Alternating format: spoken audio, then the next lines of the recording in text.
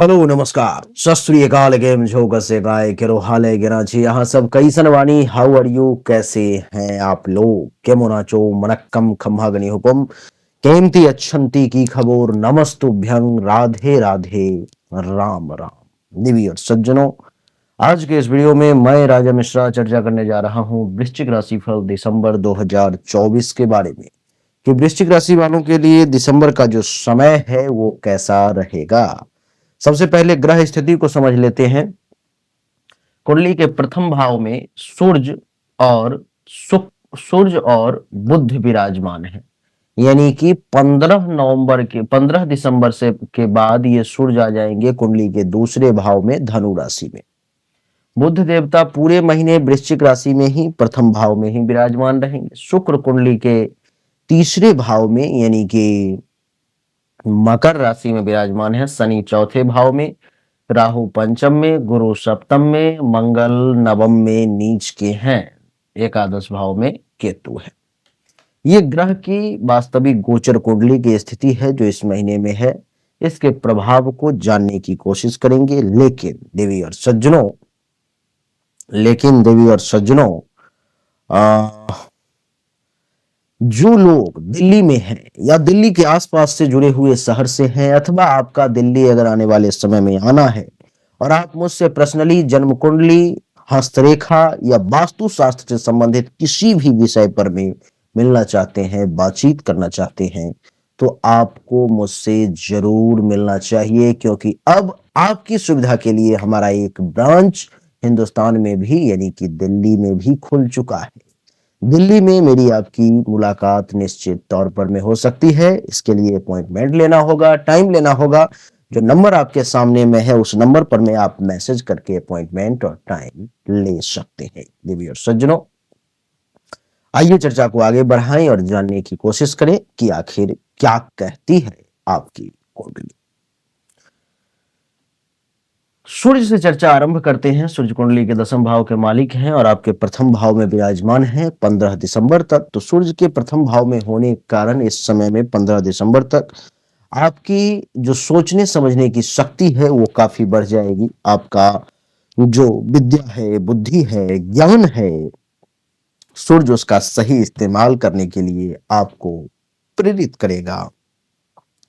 लेकिन मस्तक पर में सूर्य है, सूर्य आपका गोला है, तो ये आपके दिमाग को गर्म करने की कोशिश करेगा। आपका दिमाग जो है इतना आसानी से ठंडा नहीं होगा। छोटी छोटी बातों को लेकर के आप क्रोध में आ जाएंगे, गुस्से में आ जाएंगे, तो उस पर में आपको काबू करना होगा। कुंडली के प्रथम भाव में सूर्य के बैठने के कारण आपका रंग रूप जो है वो बहुत अच्छा दिखेगा। आपके ज्ञान में भी निश्चित तौर पर वृद्धि होगी।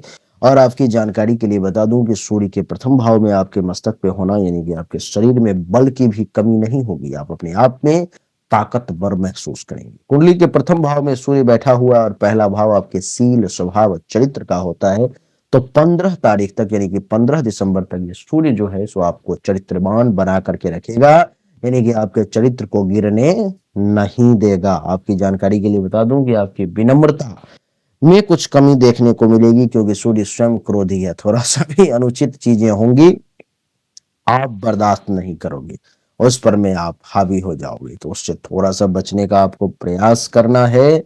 और सूर्य जब 15 दिसंबर के बाद कुंडली के दूसरे भाव में आ जाएंगे, यानी कि कर्म का मालिक जब दूसरे भाव में चला गया, तो अपने काम धंधा के बदौलत, अपनी शक्ति के बदौलत, अपने परिश्रम के बदौलत यही सूर्य 15 दिसंबर के बाद आपके बैंक बैलेंस में वृद्धि करेगा, आपके पैसों में बढ़ोतरी करेगा। आपके पास में ज्यादा से ज्यादा पैसे जो है सो आएंगे इस समय। और आपकी जानकारी के लिए बता दूं कि कुंडली के दूसरे भाव में बैठना 15 दिसंबर के बाद थोड़ा वाणी कड़वा हो जाएगा। तीखे शब्द का प्रयोग करेंगे, कड़वे शब्द का प्रयोग करेंगे, उससे जो है आपको बचना चाहिए। कुंडली के दूसरे भाव में सूर्य बैठा हुआ है, परिवार के लोगों का साथ मिलेगा। आपका जो काम है उस काम में भी आपके परिवार के लोग आपका साथ देंगे। इतना ही नहीं, आपकी जानकारी के लिए बता दूं कि दूसरे भाव में सूर्य बैठा हुआ है तो पड़ोसी से भी लाभ मिलेगा। और परिवार के लोग के साथ साथ आपको मैं बता दूं कि जो आपके मित्र हैं, जिनके साथ आपकी दोस्ती है, चाहे वो सामान्य हो, अच्छी हो, बुरी हो, जो भी दोस्ती है, उनका भी साथ मिलेगा, उनके साथ भी आपका बढ़िया संबंध रहेगा। तो देवी और सज्जनों, सूर्य का प्रभाव जो है सुनिश्चित तौर पर में आपके लिए कमाल का रहने वाला है। सूर्य आपके फेवर में है इस महीने में। सूर्य के बाद अगर मंगल की बात करूं तो मंगल कुंडली के नवम भाव में विराजमान है। कुंडली के नवम भाव में मंगल के विराजमान होने के कारण क्या होगा?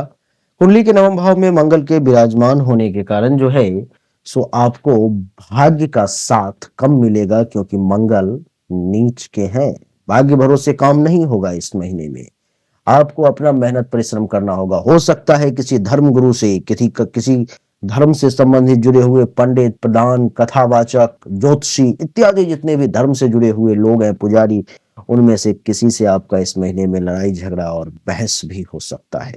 थोड़ा सावधानी बनाएं, क्योंकि आपका विश्वास अपने धर्म पर से इस समय में हिल सकता है, कम हो सकता है।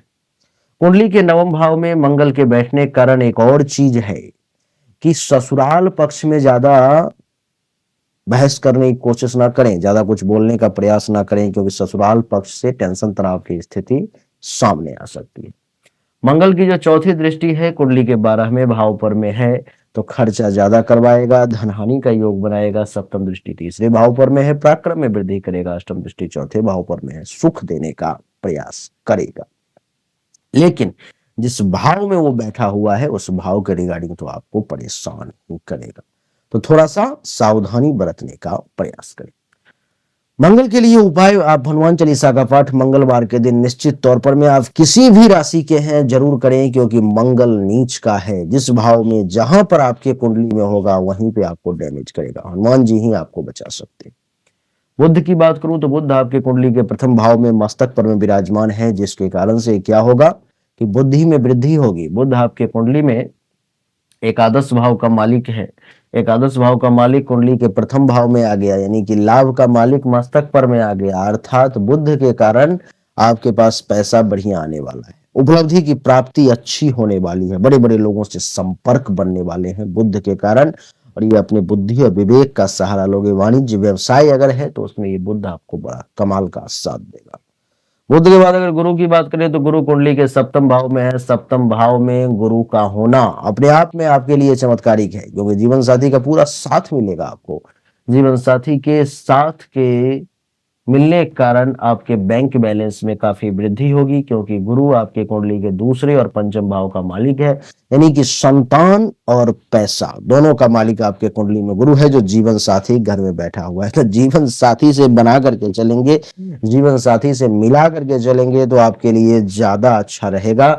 संतान से भी और आपको जीवन साथी से भी, दोनों को मिला करके चले, बैंक बैलेंस अपने आप बढ़ता चला जाएगा, बढ़ता चला जाएगा। पैसा इतना था, इतना इतना इतना अपने आप होता चला जाएगा। काम धंधा बढ़िया चलेगा। गुरु आपके दैनिक रोजगार व्यवसाय में भी वृद्धि करेगा, सेक्सुअल सेटिस्फेक्शन भी आपको प्रदान करेगा। शुक्र जो है कुंडली के तीसरे भाव में बैठा हुआ है, एकादश और सप्तम भाव का मालिक है, यानी कि जीवन साथी को उठा करके तीसरे भाव में डाल दिया। जीवन साथी को इस महीने में भाग दौड़ बहुत होगी, बहुत भाग दौड़ करना पड़ेगा, परिश्रम ज्यादा और फल थोड़ा सा कम मिलेगा आपके जीवन साथी को। तो पराक्रम में जीवन साथी की वृद्धि होगी। जीवन साथी के माध्यम से या जीवन साथी को कुछ गुप्त शत्रु जो है वो परेशान करने की कोशिश करेगा। आपके जीवन साथी को जो आपके दुश्मन हैं वो डैमेज करने की कोशिश जो है सो कर सकता है। उस मामले में थोड़ा सा सतर्क रहें आप। शनि जो है आपके कुंडली के चौथे भाव में बैठा हुआ है। शनि के चौथे भाव में बैठने के कारण शनि चाह रहा है कि इस महीने में आप कोई निर्णय लें, जिसमें कि जमीन, मकान, गाड़ी से संबंधित निर्णय लें। या तो आप जमीन खरीदें, मकान खरीदें, गाड़ी खरीदें, अथवा इसके बारे में कुछ ना कुछ सोचें, प्लानिंग करें, जो ये आपको चाहिए। ये शनि दिलवाने के लिए इस महीने में वृश्चिक राशि वाले आपको तैयार है, आपको देना चाह रहा है। राहु कुंडली के पंचम भाव में है। पेट से संबंधित कुछ परेशानी इस महीने में आपको परेशान करेगी। गैस, कब्ज अथवा किसी भी प्रकार की परेशानी आपके सामने में आ सकती है। राहु का पंचम भाव में बैठना ये दर्शा रहा है देवी और सज्जनों के संतान का इस समय में थोड़ा सा, इस महीने में परेशानी से भरा हुआ समय रहेगा। संतान के लिए जो है ये समय अच्छा नहीं साबित होगा। केतु कुंडली के एकादश भाव में है। केतु कुंडली के एकादश भाव में होने के कारण ये चाहेगा कि आपको उपलब्धि की प्राप्ति हो, आपको सीनियर्स का साथ मिले, और सबसे बड़ी बात, केतु जुगाड़ है, षड्यंत्र है, युक्ति है, उसके माध्यम से आप निश्चित तौर पर में किसी न किसी का साथ ले लेंगे और बड़े लेवल पर पहुंचने की कोशिश करेंगे। तो कहने का अर्थ यह है कि वृश्चिक राशि वालों के लिए समय बढ़िया है। अगर एक दो पॉइंट को अगर छोड़ दिया जाए तो जो मैंने बुरा बताया है उस पर में आपको ध्यान रखना है कि ये बुरा जैसे ही कुछ लक्षण उसके दिखने लगे सतर्क हो जाओ, और जो अच्छा बताया है उसका ज्यादा से ज्यादा लाभ लेने की आप कोशिश करो। वृश्चिक राशि वालों, आपकी जानकारी के लिए बता दूं कि ये जो राशिफल है ये एक सामान्य राशिफल है जो 50 से लेकर के 90% तक आपके ऊपर में लागू होगा, और 100% एक्यूरेट जानकारी के लिए हस्तरेखा और जन्म कुंडली की जांच करवाना अनिवार्य है। अगर आप हस्तरेखा या जन्म कुंडली की जांच करवाना चाहते हो तो सामने दिए गए व्हाट्सएप नंबर पर में जरूर मैसेज करें, आपको सही और एक्यूरेट जानकारी मिलेगी, उचित शुल्क के साथ जानकारी मिलेगी। ऐसा नहीं कि लाख 2-4 लाख रुपए आपको फीस के नाम पर में लूट लिया जाएगा, नहीं, बिल्कुल उचित शुल्क के साथ जो होना चाहिए। गरीब से गरीब व्यक्ति भी जो 500 रुपया रोज कमा रहा होगा वो भी अगर चाहेगा तो 2-4 दिन का कुछ बचा करके जानकारी ले सकता है। तो हमने इतना ही फीस रखा है आपके लिए। अच्छा लगा तो वीडियो को लाइक करें, शेयर करें, चैनल को सब्सक्राइब करके इसके बेल आइकन के बटन को दबाएं। एक बार फिर से आप सभी का बहुत बहुत धन्यवाद। Thank you so much. जय हिंद, वंदे मातरम। बोलिए राधे राधे, राम राम।